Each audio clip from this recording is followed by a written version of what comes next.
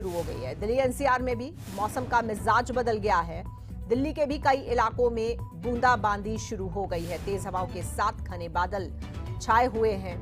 हरियाणा के भी कई इलाकों में बारिश हो रही है। जींद और अंबाला में बारिश होने से किसानों के चेहरे खिल गए हैं। तो झुलसती गर्मी से राहत बनकर ये बारिश की बूंदें बरस रही हैं। लंबे समय से लोगों को इंतजार था। पूरा मई और जून लोग इस तपती गर्मी से परेशान रहे हैं। ऐसे में उत्तर भारत में जिस तरह से मौसम ने करवट बदली है, लोगों के चेहरों पर मुस्कुराहट आ गई है। किसानों के भी चेहरे खिल गए हैं। दिल्ली एनसीआर में मौसम का मिजाज आज सुबह से बदल गया है। कई इलाकों में आज सुबह से बूंदाबांदी शुरू हो चुकी है। तेज हवाएं चल रही हैं, घने बादल छाए हुए हैं और हरियाणा के भी कई इलाकों में बारिश हो रही है। जींद और अंबाला में बारिश होने की खबर है।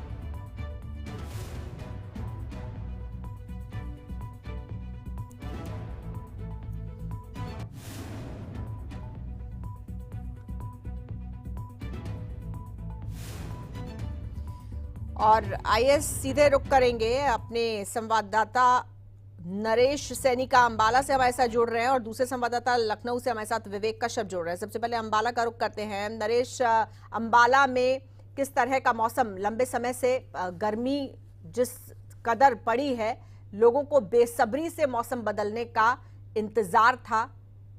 कितनी राहत लोगों को वहां पर मिली है?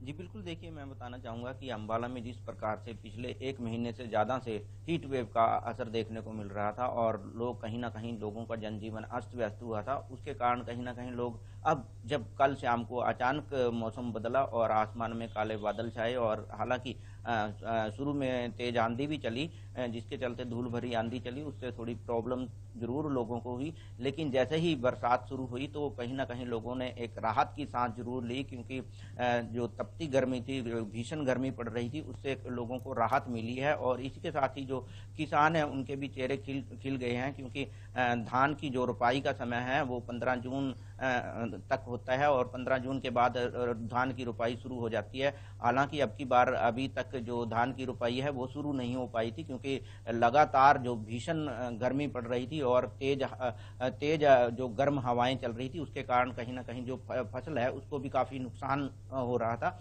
और इसके चलते जो आम जनजीवन है वो तो अस्त व्यस्त हुआ ही था, साथ ही बाजार भी सूने नजर आ रहे थे। और कल जब बारिश हुई उसके बाद मौसम सुहावना हुआ और सुबह एक बार फिर जो है अंबाला में बारिश हुई और इसके चलते कह सकते हैं कि अभी का मौसम है जो वो काफी तापमान सुहावना में है। कितनी और गिरावट आ गई नरेश? कहां तक पहुंच गया है तापमान? क्योंकि पारा 45 के पार, 47 के पार ऐसे जा रहा था।